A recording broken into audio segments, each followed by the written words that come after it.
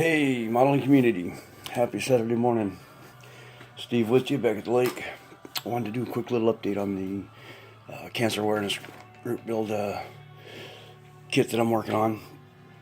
There's a couple little indiscrepancies, and I just kind of wanted to go over them with everybody for those who have the kit and are going to be wanting to build it. Thought I'd be at least accommodating enough to point out some of its downfalls. So, okay, short and sweet. We finally got the body all together, and I think you can see that. We still have the hood just mocked, or the roof just mocked up. Everything's together here now. One of the things you're going to find, guys, you have this kit. I don't know. Come on, focus up. Still early in the morning here. Where the headlights sit here, one of the headlights is actually larger than the other, and it fits better. It fits better within the circumference on this one. I gave it the right side. But without cutting, without shaving, without knocking anything down, this had very little flash. So there's nothing really to work with or to take away from it, to create a smaller edge of any kind. But this headlamp is just crap through here. I don't even know if it's not even picking up. I don't have enough diesel to pick up.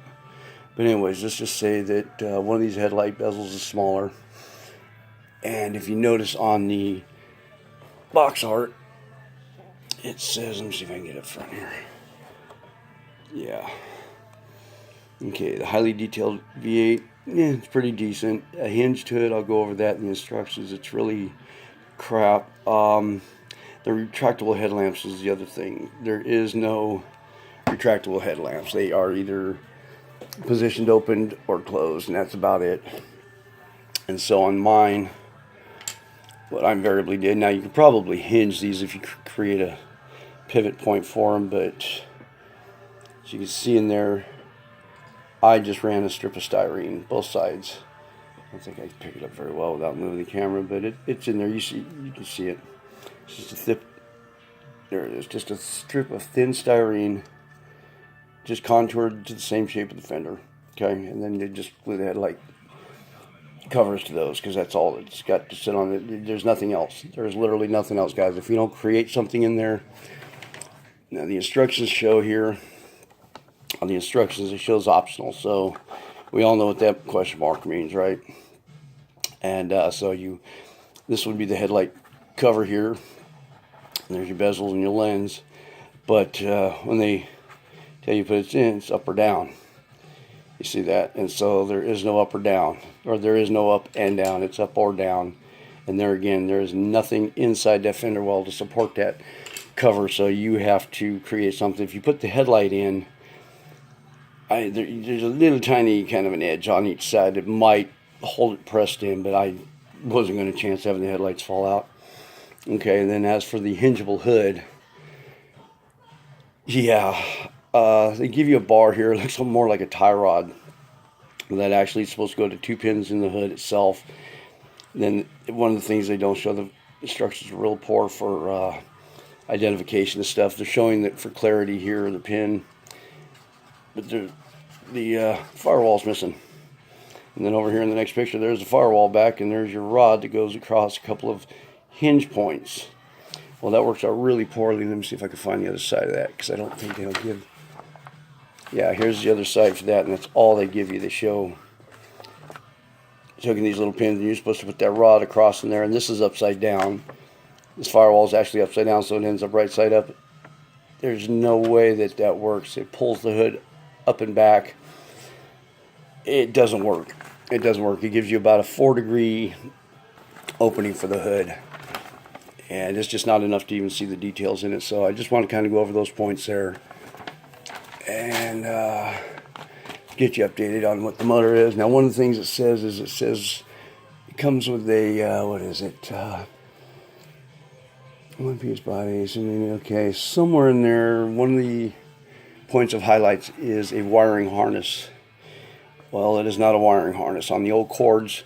In fact, Doug, your video had the same thing with your old truck you're working on.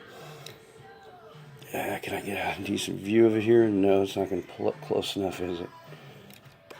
I don't know. I could try it. Is it going to focus? Okay, very, very shallow tubes right here. The tubes technically This is a tube right here. It goes from the back to the front and then rolls up right here, if you can see it. It's just a little chrome piece that rolls up and rolls down. Well, on the end of that, it's supposed to have wires coming in through this tube, and then they go out to each spark plug. Not going to happen on this kit. Not a lot of detail to it, but some fair detail. But we got it done. Get the water pump down the side here, very poorly designed. If you're looking for extreme accurate detail, it's not that one. But for a kid of this age, I believe Big Z, I believe 65 or 69. Maybe you see this, maybe you could kind of give me a confirmation, or a non-confirmation, I guess it would be. But yeah, this kit was originally designed in the 60s, mid to late 60s. I don't remember exactly when. So for this era, this was an extreme amount of detail. And then, of course, the very back here, you see the back pulley here? Everybody's like, where's the water pump? Water pump's up front along with the fan.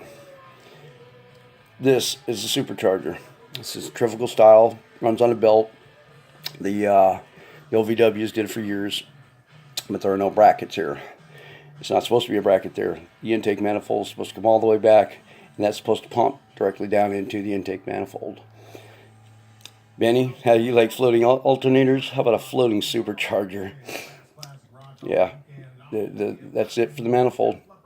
And that manifold looks like they have an 810 style manifold before the supercharger, because the 812 is supposed to come straight back from the carb, and that mounts to it to create air down into the intake. Not very detailed, guys, but there we are with that.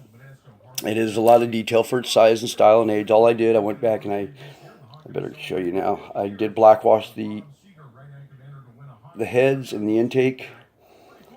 I black washed them, then went back and flat coated them. Left these are the upper radiator tubes. You go from the block up to the top here, and the water pump's supposed to have lower hoses. Doesn't have them. Left the tubes chrome for the water ports.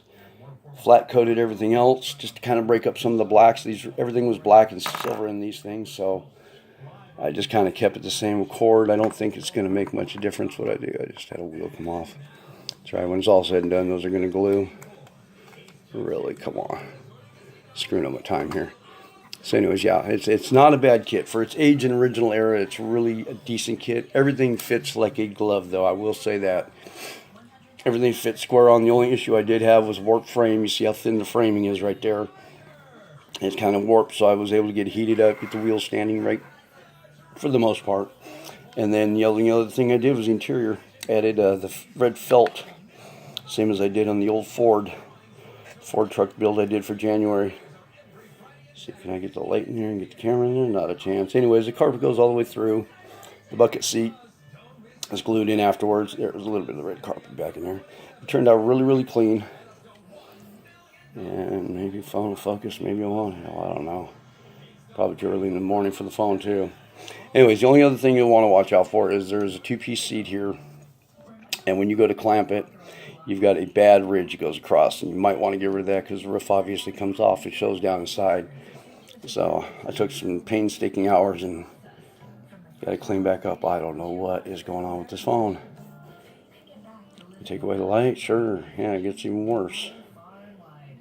Yeah, you're trying, but anyways, there's a really bad seam there, and I got it all knocked down. It doesn't show on the camera one way or the other, but there we are. I made up some pedals for down the side. It gives you the brake and clutch pedal down here. I covered up the gas pedal, which is molded in the floor, so I had to make another little one. The window cranks and door handles are the Molotov pen, and that's basically about it. This is body color along with the roof. I was going to paint the interior tan, and I thought, no, I'll just leave it to match the roof because it has a nice subtle shade. I went and buffed these back a little bit. You'll notice that the roof doesn't have quite the shine that the seats do. I went back and did a little bit of oil wash, true olive oil. I did an olive oil. Just put olive oil on a little brush it in, and go back and just wipe off as much as you can. It gives you kind of a satin sheen, gives that seat the upholstery look you kind of look for, you know what I mean, without being too much, without giving it a plasticky look. And of course, if I had better lighting in here, it'd be a lot better. But so anyways, that's where we're at on that, guys. I've just got a few more things to touch up and detail up. Should have this done before the 31st. We'll get back with you then. But thank you everybody for sticking around and stopping by and checking it out. And I hope you guys like it. Good, bad, or otherwise, let me know, guys. All right. Keep building, be strong. I'll see you on the next one, guys. Okay. And gals. All right. Aloha.